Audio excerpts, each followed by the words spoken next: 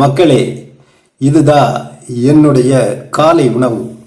2 பூவன் வாழைப்பழம், ஒரு அரைமுடி தேங்காய், அதுக்கு பிறகு நமக்கு அதில் கொஞ்சம் பெப்பர் போட்ட வேர்க்கடலை, அவித்த வேர்க்கடலை, அதில் கொஞ்சம் பெப்பரை தூவி, அப்புறம் ஒரு பேரிச்சம் பழங்கள்.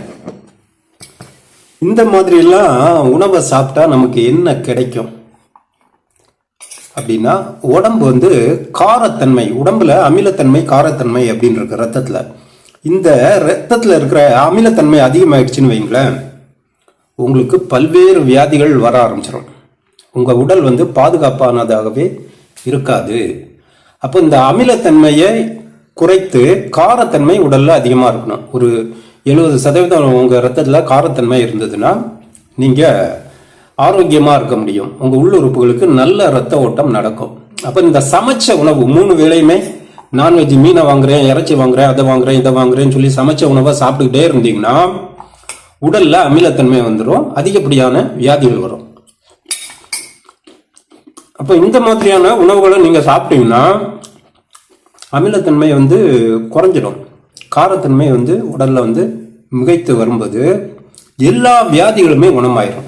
ரத்த அழுத்தம், உடல் பருமன், மனசோர்வு, அடிக்கடி வரக்கூடிய வெறுப்பு, பயம், கோபம், இது எல்லாத்தையுமே கட்டுப்படுத்திடும். உடல் ரீதியா பல்வேறு வியாதிகளை குணப்படுத்துறது, மன ரீதியா பல்வேறு வியாதிகளை இந்த உணவு முறை குணப்படுத்துது. இந்த உணவு முறையை நம்ம பண்றதுக்கு முன்னாடி கழிவு நீக்க பயிற்சி பண்ணிக்கிறது நல்லது.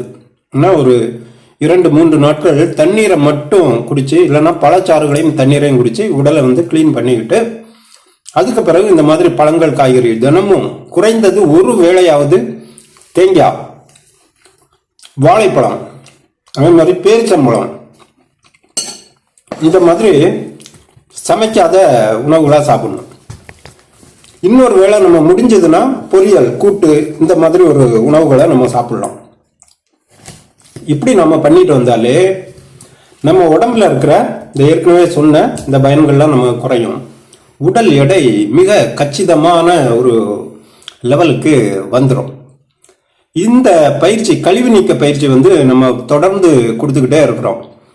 இது ஒரு 20 குழுவினருக்கு இந்த பயிற்சியை கொடுத்தாச்சு. ஒவ்வொரு மாதமும் முதல் அல்லது 2வது வெள்ளி, சனி, ஞாயிறு 3 நாட்கள் இந்த பயிற்சி நடக்குது.